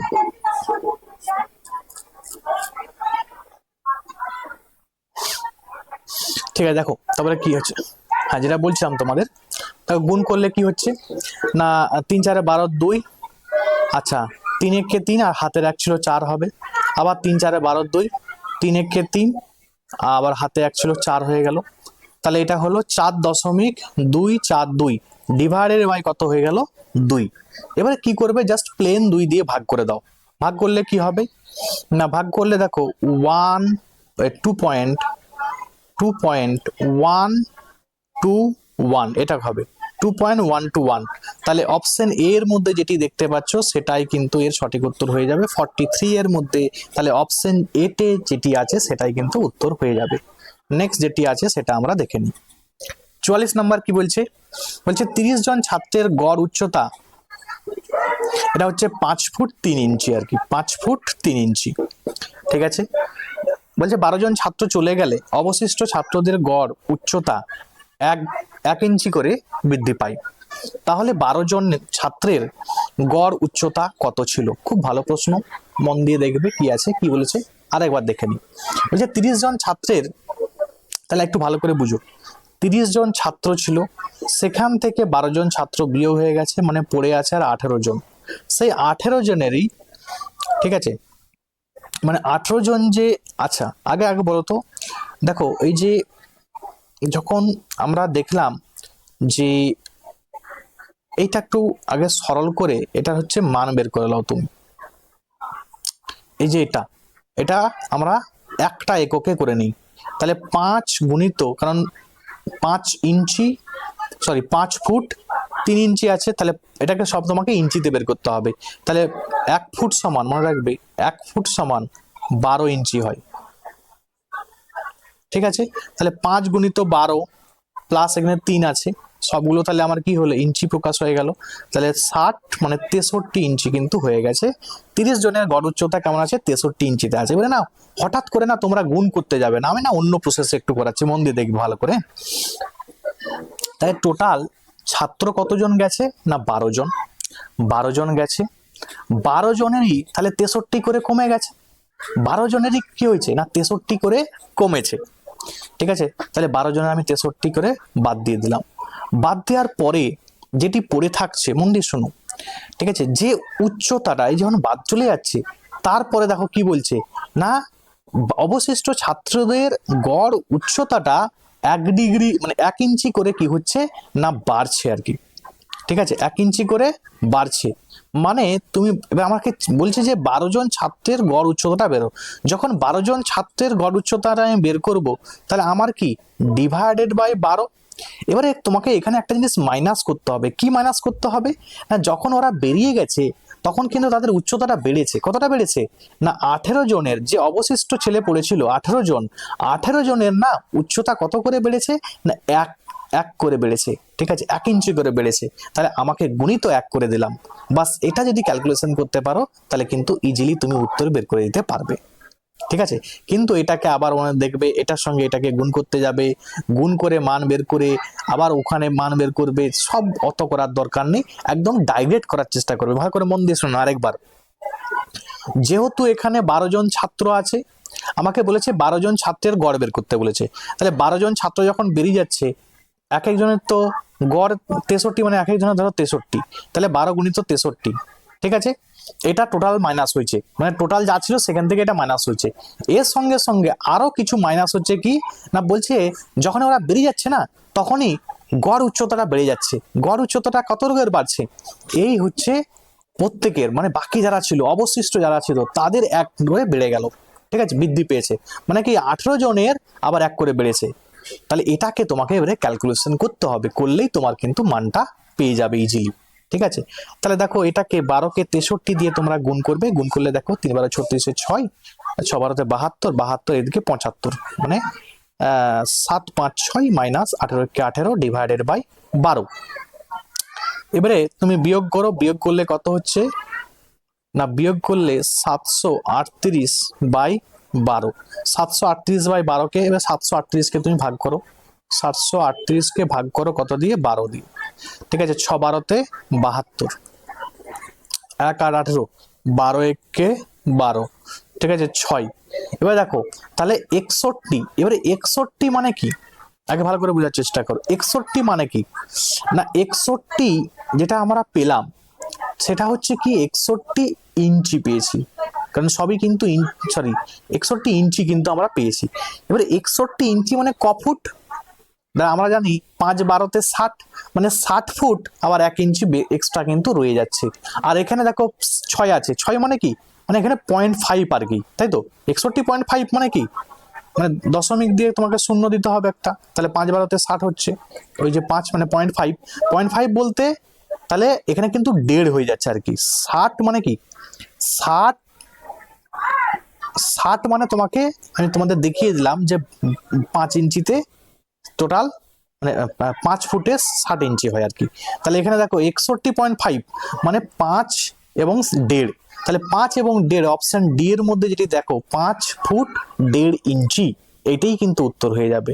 ঠিক আছে, 5 ফুট 1.5 ইঞ্চি, কারণ 1.5 আছে, ঠিক আছে, ওই জন্য 1.5 ইঞ্চি আর কি। নেক্সট প্রশ্ন 45 নম্বর বলছে, একটি ট্রেন এটি টেলিগ্রাফ খুঁটিকে 6 সেকেন্ডে এবং 220 মিটার লম্বা একটি সেতুকে অতিক্রম করে 16 সেকেন্ডে, তাহলে ট্রেনটির গতিবেগ কত? কত সহজভাবে করব দেখো, মানে একটা ট্রেন যখন টেলিগ্রাফ পোস্টকে যখন অতিক্রম করছে, সে কিন্তু তার নিজের দৈর্ঘ্যকে অতিক্রম করছে, বোঝা গেল, তার নিজের দৈর্ঘ্যকে অতিক্রম করছে, কিন্তু নেক্সট বার যখন সে যাচ্ছে সে কাকে অতিক্রম করছে? এত মিটার লম্বা একটি সেতুকে অতিক্রম করছে, মানে কি সেতুকে অতিক্রম করছে এবং তার নিজের দৈর্ঘ্যকে অতিক্রম করছে। তাহলে আমি কি করব, সময়ের ডিফারেন্সটা আমি বের করব। সময়ের ডিফারেন্সটা কত না 10 সেকেন্ড। তাহলে 10 সেকেন্ড এসে দেখো, প্রথমে সে 6 সেকেন্ডে নিজের দৈর্ঘ্য অতিক্রম করছিল, বাট এখন সে কি করছে, সে 16 সেকেন্ডে নিজের দৈর্ঘ্য প্লাস হচ্ছে এত মিটার দৈর্ঘ্য, তাহলে কি নিজের দৈর্ঘ্য তুমি মাইনাস করে দাও, মাইনাস করে দিলে তাহলে 10 সেকেন্ডে কি হচ্ছে না শুধুমাত্র 220 মিটার যাচ্ছে সে, মানে 20 মিটার একটা সেতুকে অতিক্রম করছে। তাহলে 1 সেকেন্ডে কত করবে? ঠিক আছে, বা তুমি এখান থেকে 10 সেকেন্ডে অতিক্রম করে 220, বা এখান থেকে তুমি পেয়ে যাবে যে কত মিটার পার সেকেন্ড। তাহলে আমরা আগে বলো গতিবেগ, বেগ সমান কি, বেগ সমান কি, বেগ সমান হচ্ছে ডিস্টেন্স বাই টাইম। ডিস্টেন্স কত আছে 220 আছে, টাইম কত 10, ঠিক আছে, তাহলে কি হয়ে যাবে এখান থেকে বিয়োগ করলে দেখো 22 মিটার পার সেকেন্ড। তাহলে option B 22 metre per second দেখো উত্তর আছে, তাহলে অপশন বি হয়ে গেল সঠিক উত্তর। নেক্সট প্রশ্ন বলছে, একটি রাবারের দড়িকে 40% বাড়ানো হলো, তারপর ছেড়ে দেওয়া হলো, দড়িটি পূর্বাবস্থায় ফিরে আসতে শতকরা কত হ্রাস করতে হবে? খুব ভালো অঙ্ক। একটা দড়ি ছিল, ঠিক আছে, সেই দড়িটা 100 ছিল, 100 থেকে বাড়িয়ে 140 করা হয়েছে, কারণ 40% বাড়ানো হয়েছে। দিয়ে বলছে যদি আবার কমানো হয়, কত কমানো হবে? 40 কমানো হবে। কত থেকে? 140 থেকে, তাহলে 100-র উপরে কত কমানো হবে? এই 0 0 কেটে দাও। দেখো এটাকে আমি 2 দিয়ে কাটতে পারি, ইয়েস 2 দিয়ে কাটো। 2 দিয়ে কাটলে দেখো কত হচ্ছে, এটা 20 হয়ে যাচ্ছে, এটা হচ্ছে 7 দুগুণে, মানে কত হলো উপরে 200/7, 200/7 মানে 7 2 গুণে 14। তারপরে দেখো তোমার 7 দুগুণে 14 মানে 6 0 60 আছে, 7 8 56, ঠিক আছে, তাহলে 28 পূর্ণ 56 মানে কি, উপরে 60 আছে মানে কি 4 রয়ে গেল, আর নিচে 7, 28 পূর্ণ 4/7, মানে অপশন ডি এর মধ্যে যেটি আছে সেটাই কিন্তু উত্তর হয়ে যাবে 46 নম্বরে। ঠিক আছে, নেক্সট প্রশ্ন আমরা দেখি কি আছে 47 বলছে, এর সরলতম মান বের করতে বলেছে, সরলতম মান কত হবে? সরলতম মান বের করো, কোনো ব্যাপার নয়। কি আছে 0.25, তার কি আছে স্কোয়ার আছে, প্লাস 0.25 এর উপরে কি আছে হাফ আছে, গুণিত 0.5 তার উপরে কি আছে কিউব আছে, ঘনমূল আছে। তাহলে এখানে করে দাও, 25 25 কত হয় 625, কটা একটা দুটা মানে 4টার উপরে হয়ে যায়, 4টার আগে দশমিক, তাহলে একটা দুটা এখানে একটা শূন্য দিয়ে এখানে দশমিক দিতে হবে, তাহলে দশমিক তোমার 625 প্লাস এখানে বলছে 0. মানে অ্যাকচুয়ালি এটা হচ্ছে কি বলতো, এটা হচ্ছে 25/25 এটা হাফ মানে কি 25 মানে রুট আছে আর কি, ঠিক আছে, রুট থাকবে। এবার নিচে ওই যে দশমিক যদি তুলে দাও তাহলে নিচে কত হয়ে যাচ্ছে 100 হয়ে যাচ্ছে, গুণিত মানে গুণ চিহ্ন আছে, ঠিক আছে, গুণ কত আছে না 5-এর উপরে কিউব আছে, তাহলে 5-এর উপরে যদি কিউব হয় তাহলে 125 হয়ে যায়, এবারে কটার আগে, একটা দুটো তিনটা, একটা দুটো তিনটার আগে দশমিক, মানে আমি এখানে দশমিক দিতে পারি। ঠিক আছে, চলো এবারে এটাকে আমরা করি। এটাকে করলে দেখো কত হচ্ছে, 625 বাই নিচে একের পিছনে একটা দুটা তিনটা চারটা শূন্য, প্লাস এটাকে কাটাকাটি করলে, মানে কাটাকাটি নাই, তুমি ঘনমূল করে দিলে 1/4 হয়ে যাচ্ছে। ঠিক আছে, 1/4, 1/4, দেখো 1/4, কারণ 25 কে 25, 4 25 100, এবারে রুট আছে, ইন্টু 0.125 আছে, 125। এবারে কি করবে, এটাকে জাস্ট তুমি তুলে দাও, দশমিক তুলে দাও, তুলে দিলে নিচে একের পিছনে তিনটা শূন্য কিন্তু হচ্ছে। আর এই জায়গাটা গুণ করলে দেখো 625 বাই কত আছে, একের পিছনে একটা দুটা তিনটা চারটা শূন্য আছে, প্লাস এটা 1/2 গুণিত 125 বাই এই নিচে কিন্তু রয়ে যাচ্ছে, দেখো তোমার একের পিছনে কটা শূন্য, 5টা শূন্য হয়ে যাচ্ছে। ঠিক আছে, এই অবস্থায় হয়েছে। এবারে কি করবে তোমরা, এটাকে যেটা গুণ আছে সেটা নর্মাল গুণ করে দাও, তাহলে উপরে যেটি হচ্ছে দেখো, নিচে যেটা 625 আছে ডিভাইডেড বাই একের পিছনে কটা শূন্য, একটা দুটা তিনটা চারটা, প্লাস 125 বাই নিচে আছে দেখো এটা। ক্লিয়ার? এবারে এখান থেকে তোমাকে এবারে নর্মাল একটা ক্যালকুলেশন করতে হবে, তাহলেই কিন্তু হয়ে যাবে। না এটাকে না কেটে কেটে ছোট করাও যায় কিন্তু, ঠিক আছে, কিন্তু আমি বলবো যে যেহেতু তোমার এরকম মানে এতে করলেই সুবিধা আছে কিন্তু। এটা কি করতে হবে, প্লেন এর লসাগু করতে হবে। ঠিক আছে, লসাগু করে তোমাকে কিন্তু কি করতে হবে, নাহলে 25 দিয়ে তোমরা কাটাকাটি করে দাও, 25 দিয়ে কাটাকাটি যাবে কিন্তু।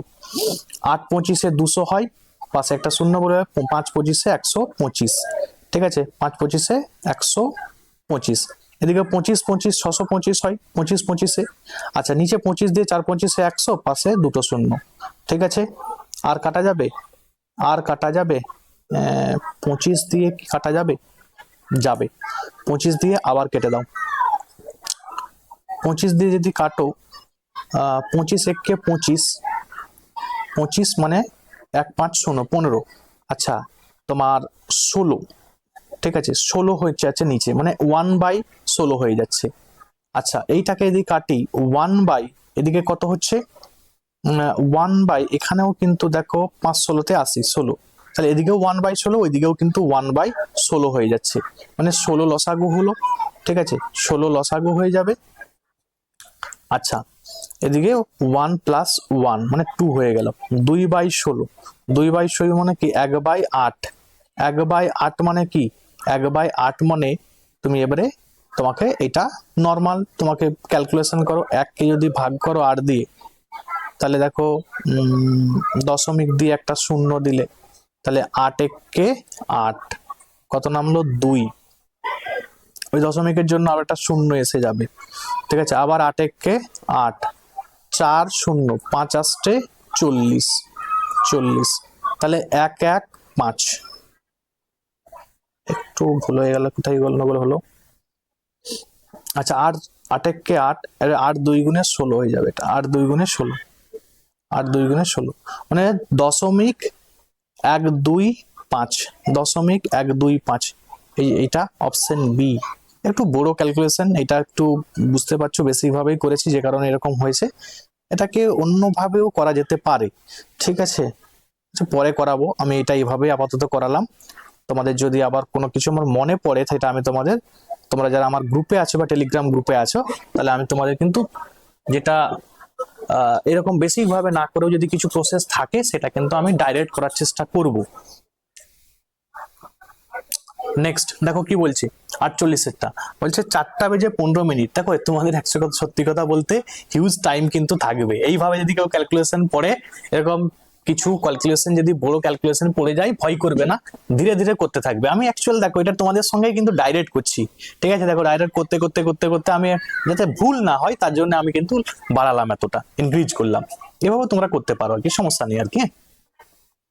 1/8 মানে আমি কিন্তু বুঝে নিলাম যে উত্তর এটা হবে, 1/8 মানে এটা হবে।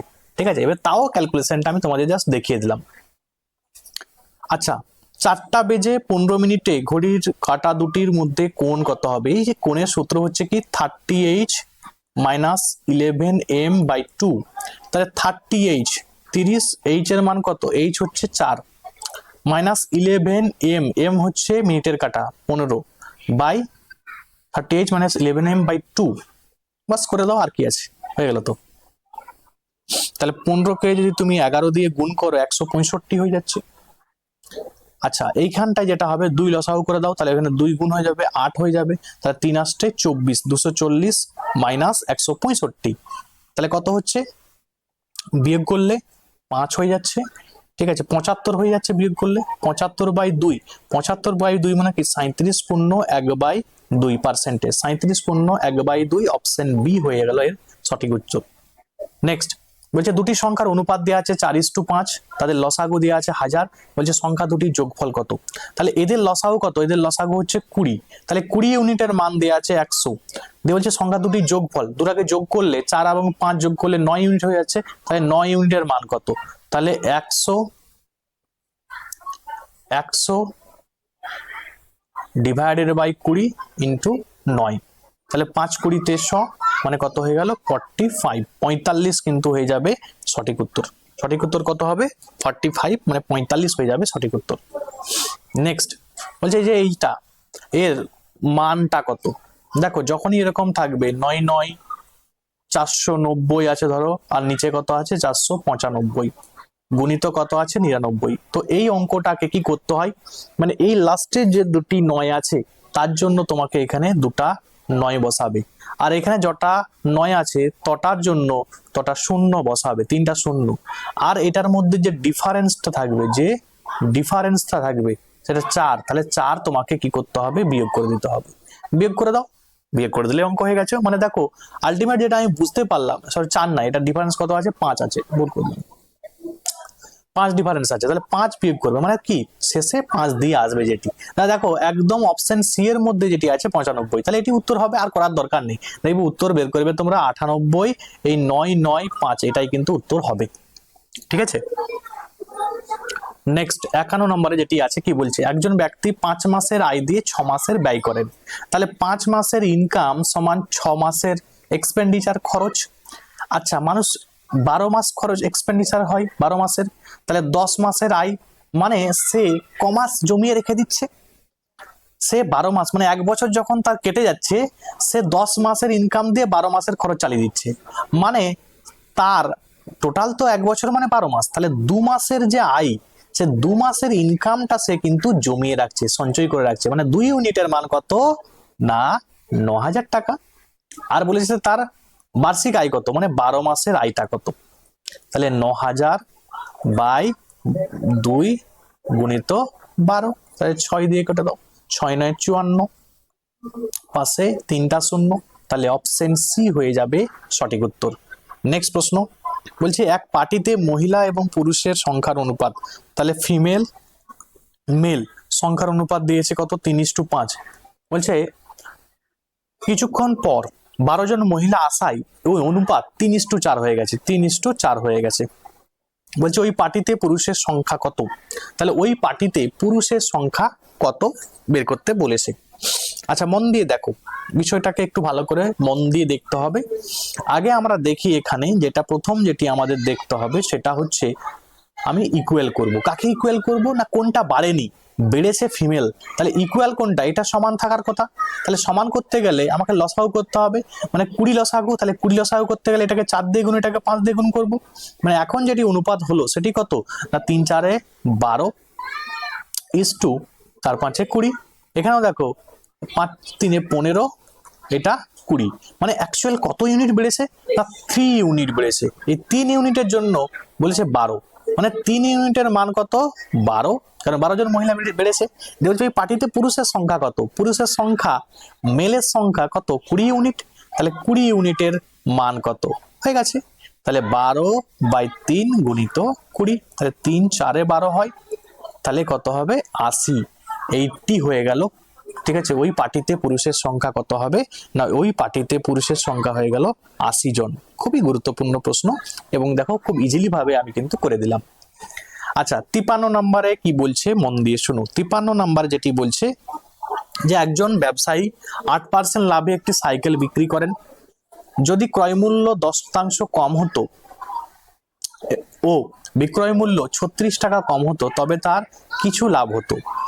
সাইকেলটির ক্রয় মূল্য 500 টাকা হলে কত লাভ হতো? আগে আমি প্রথম ভাবে করি যে সাইকেলটার মূল্য কত টাকা বলেছে, 500 টাকা বলেছে। এখন বলছে সাইকেলটা সে 8% লাভে বিক্রি করেছে, মানে কি, তাহলে সে কত টাকায় বিক্রি করেছিল, বিক্রয় মূল্যটা কত টাকা, বিক্রয় মূল্য দেখো 500 গুণিত 108/100, কাটাকাটি করো, 0 0 0 0 কেটে গেল, ঠিক আছে, মানে 0 0 কেটে দিলাম আর কি, 5 8 40, 5 1 5, 540 টাকায় সে বিক্রি করেছিল প্রাথমিকভাবে। এখন বলছে ওই 500 টাকা মূল্যটাকে কমিয়ে দিতে বলছে, কত পার্সেন্ট কমাতে বলছে, 10%, মানে 90 গেছে 90%, তাহলে 90/100, 0 0 কাটো, এদিকে 0 এদিকে 0 কাটো, তাহলে 5 9 45, 450, তাহলে 450 কিন্তু বর্তমান মূল্য, ঠিক আছে। দিয়ে বলছে যে বিক্রয় মূল্য 36 টাকা যদি কম হতো, মানে 540 থেকে যদি আরো সে 36 টাকা কম হতো তাহলে কত হতো, 504, 504 এটা এখন বর্তমানে বিক্রয় মূল্য। দিয়ে বলছে সে কিনেছিল, এটা এখন ক্রয় মূল্য, এখন বিক্রয় মূল্য এটা, মানে এখন লাভ ক টাকা, প্রফিট ক টাকা, ঠিক আছে, বিয়োগ করলে 54 হয়ে যাচ্ছে 54, তাই তো 54 তোমার লাভ হচ্ছে কত টাকার উপরে, 450 টাকার উপরে, মানে এটা পার্সেন্টেজ বের করতে বলেছে। 450 টাকার উপরে 54 টাকা লাভ, 100 টাকার উপরে কত টাকা লাভ, বাস হয়ে গেছে, আর কিছু নয়। 0 0 কেটে দাও, আমি 9 দিয়ে কাটি, 6 9 54, 5 9 45, 5 2 10, তাহলে 6 2 12%, তাহলে অপশন সি হয়ে যাবে এর সঠিক উত্তর, 12%। নেক্সট 54 নম্বর যেটা প্রশ্ন আছে, বলছে বিকাশ কিছু পরিমাণ টাকা সরল সুদে একটি কোঅপারেটিভ ব্যাংকে রাখলো, 2.5 বছরে তার টাকার পরিমাণ কত হলো, না 1012 টাকা, 4 বছর ওই টাকার পরিমাণ কত হলো, 1067.2 টাকা। বলছে ওই কোঅপারেটিভ ব্যাংকের সুদের হার কত? তাহলে দেখো আমি প্রথমে যেটি করব, 4 বছরে, ঠিক আছে, পি প্লাস আই এর মান কত, না 1067.2 টাকা হলো 4 বছরে, আর 2.5 বছরে, 2 পূর্ণ 1 2, এই বছরে টাকাটা কত, না 1012 টাকা, ঠিক আছে, 1012 টাকা। ক্লিয়ার, মন দিয়ে শুনবে। দিয়ে বলছে এখান থেকে তোমাকে বিয়োগ করতে হবে, তাহলে বিয়োগ করলে মানে অ্যাকচুয়াল 2.5 বছরে যদি এই টাকাটা হয়, যে 4 বছর এই টাকাটা, মানে কি সুদ বেড়েছে, তাহলে 1.5 বছরে সুদটা কত বেড়েছে, এটাকে বিয়োগ করে দাও, ঠিক আছে, এটা 0 বসে দিলাম, দিয়ে বিয়োগ করছি, বিয়োগ করলে কত হবে, না 2, এদিকে হচ্ছে 5, এদিকে হচ্ছে কত, এদিকেও 5, তাহলে 55.2 টাকা কিন্তু এটা সুদটা, এটা সুদটা কত টাকা, না 1.5 বছরে 55.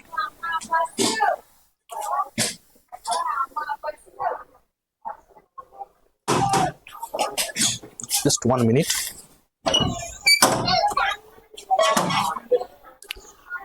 দেখো তারপরে আমরা এটা করছি, মন দিয়ে শুনো, একটু ডিস্টার্ব হয়ে গেল।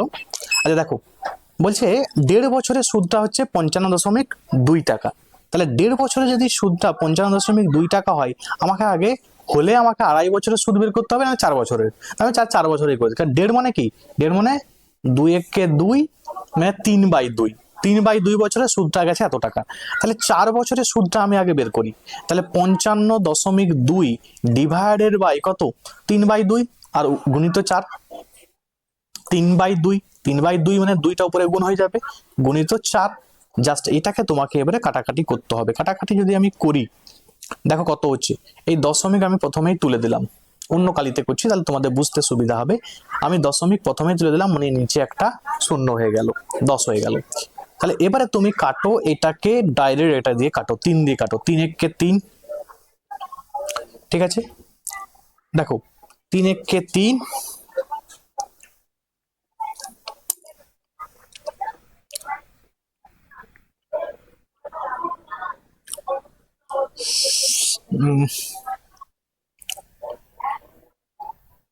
আচ্ছা আমি 4 বছরে নয়, এটা ইজি হবে, দেখো 4 বছর আমি করব না, 4 বছরে করলে তাহলে আমার কিন্তু ওই দশমিক থেকে আমাকে বিয়োগ করতে হবে, আমি এটাকে 2.5 বছরে করছি। 2.5 বছর মানে কি, 2.5 বছর মানে 5/2, 5/2 বছর, আমি 5/2 বছরেই করব, 5/2 বছরের সুদটা কত হবে, তাহলে 55.2 ডিভাইডেড বাই 3/2, 3/2 মানে উপরে 2 গুণ হলো, আচ্ছা, এবারে আড়াই আড়াই বছর মানে কি 5/2, তাহলে 5 উপরে নিচে 2 হলো। এবারে কাটাকাটি করো, দেখো ইজি হবে। দশমিক তুললাম, নিচে 10, 5 2 গুণে 10, 2 কাটলো, এখানেও 2। আচ্ছা, এবার দেখো 2 যদি আমি কাটি মানে 3 দুগুণে 6, অ্যাকচুয়ালি তুমি 6 দিয়ে ওটাকে ভাগ করে দাও, মানে এটা হচ্ছে এই নিচে 6 রয়ে গেছে, উপরে হচ্ছে 552, তাহলে 552 মানে 6 9 54, 1 2 রয়ে যাচ্ছে, তাহলে 92, 92। তাহলে 92 টাকা কিন্তু এটা কি হলো, সুদের পরিমাণ কত বছরে, না আড়াই বছরে। মন দিয়ে দেখবে, এটা কিন্তু খুব কঠিন অঙ্ক নাই, বাট বুঝতে হবে। তাহলে আমাকে কি চেয়েছে, সুদের হার চেয়েছে, আর চেয়েছে। আর সমান কি, I into 100 by P into T. তাই তো, আই কত, আই হচ্ছে 92 টাকা ইন্টু 100, পি কত, পি এর মানটা দেখো এখানে হচ্ছে পি। পিটা মন দিয়ে দেখো কি করবে, না আমি এই টাকাটা থেকে এইটাকে আমি বাদ দেবো, ঠিক আছে, সুদটাকে আমি বাদ দেবো। তাহলে 1012 থেকে আমি 92 যদি বাদ দিই, দেখো 1012 থেকে 92 বেসিক জিনিস, তুমি যদি বাদ দিয়ে দাও, বাদ দিলে ক টাকা পড়ে থাকছে, তাহলে হচ্ছে দেখো 900, তোমার 0, এটা হচ্ছে 2, তাহলে 920 টাকা থেকে যাচ্ছে। তাহলে 920 ইন্টু টিটা বলেছিল দেখো, তাহলে আমি বলে দিয়েছি টিটা এটা 5/2, মানে 5 নিচে উপরে 2 গুণ করে দিলাম। এবারে কাটাকাটি করো, এই প্রথমে একটা শূন্য কেটে দাও, এই শূন্য শূন্য কেটে দাও, শূন্য শূন্য কাটার পরে যেটা পাবে 92 92 কেটে দাও, এবং 5 2 গুণে, তাহলে 2 দুগুণে দেখো 4%, 4% কিন্তু উত্তর হয়ে যাচ্ছে অপশন সি। অপশন সি হয়ে গেল সঠিক উত্তর। নেক্সট বলছে মান নির্ণয় করো, এটার মান নির্ণয় করতে বলেছে। কি আছে না 42 গুণিত 12 আছে, আচ্ছা 36 গুণিত 7, আচ্ছা এটা হচ্ছে রুট 121 মানে কি প্লাস 11, রুট 121 এর মান কি 11 হয়। কাটাকাটি করো, কাটাকাটি করলে কত দেখা যাক, 3 12 36, 6 7 42, 2 এটা 2 হয়ে যাবে, তাই তো, 3 দুগুণে 6, মানে 2 প্লাস 1 মানে কি 11, মানে 13 হয়ে গেল। তাহলে অপশন বি হয়ে যাবে সঠিক উত্তর, 13 কিন্তু এর হয়ে যাবে সঠিক উত্তর। নেক্সট প্রশ্নের উত্তর আমরা কি আছে দেখে নিই। বলছে এটা যদি 172 হয় তাহলে এই সংখ্যাটির মান কত। খুব ভালো প্রশ্ন, একটু মাথা ঠান্ডা করে অঙ্কগুলো করতে হয় আর কি। একটু দেখো, মানে এইখানটায় কি হয়েছে, আমি এইটাকে আগে লিখি, ঠিক আছে, এটাকে আগে লিখি, মানে অ্যাকচুয়াল প্রথমে যেটা দিয়েছিল যে 2 9 9 4/14.5, এটার মান দেওয়া ছিল 172। নেক্সট আবার বলছে কিরকম, বলছে যে 2 9 9 4 2 9 9 4 ডিভাইডেড বাই,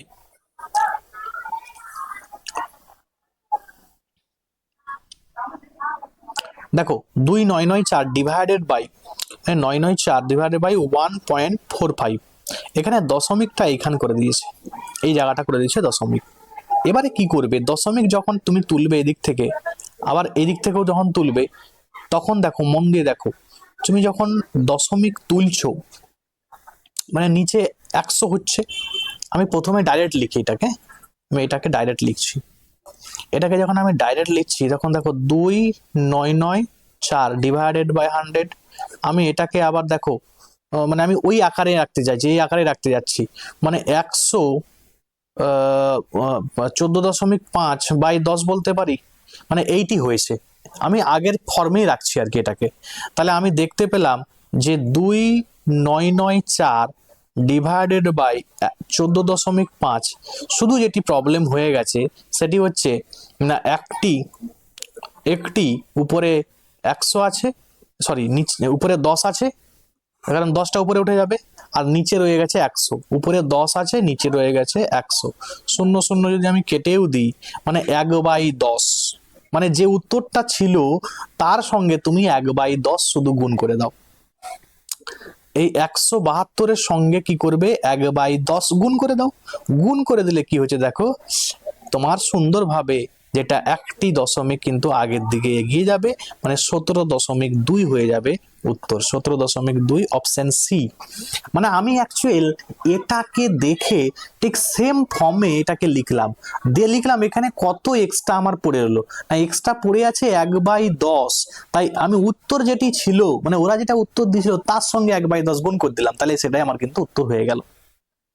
নেক্সট প্রশ্ন বলছে একটি বিমান 240 কিমি ঘন্টা বেগে 5 ঘন্টা একটি নির্দিষ্ট দূরত্ব অতিক্রম করে, একই দূরত্ব 1.23 ঘন্টায় অতিক্রম করতে তার বেগ কত হতে হবে?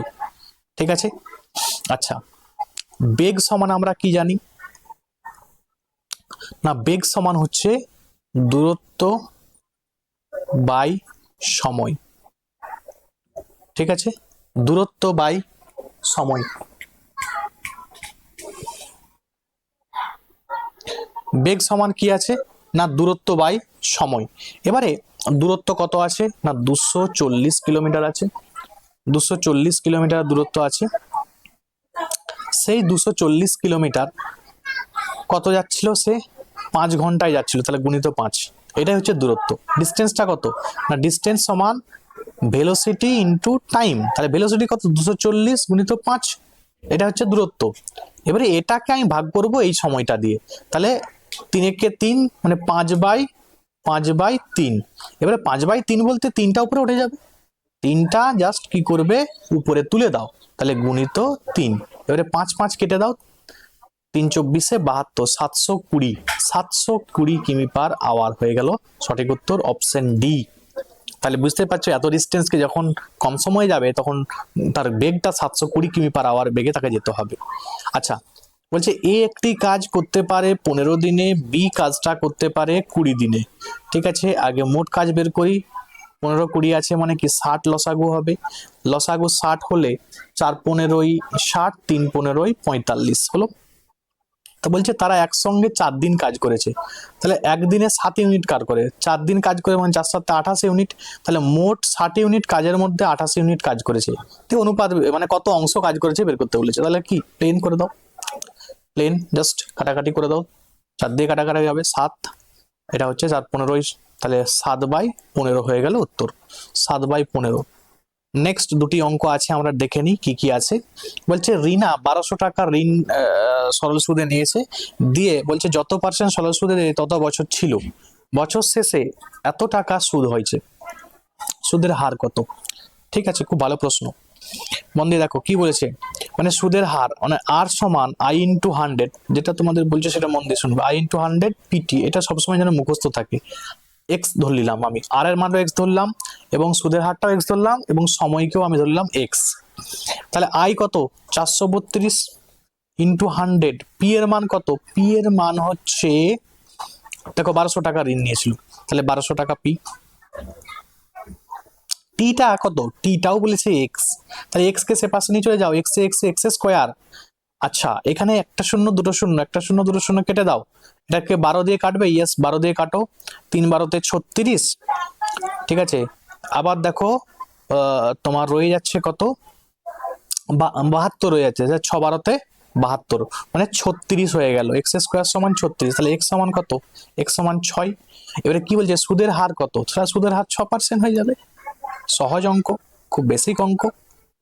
নেক্সট তারপরে দেখো আমরা কি বলছে লাস্ট প্রশ্ন, এবং তোমরা অবশ্যই কিন্তু জানাবে যে তোমাদের আউট অফ 60-র মধ্যে কত স্কোর হলো। দেখো সময় কিন্তু সেখানে পাবে, কারণ সময় কিন্তু বলেছে 1 ঘন্টা 50 মিনিট, 1 ঘন্টা 50 মিনিট প্রচুর সময়।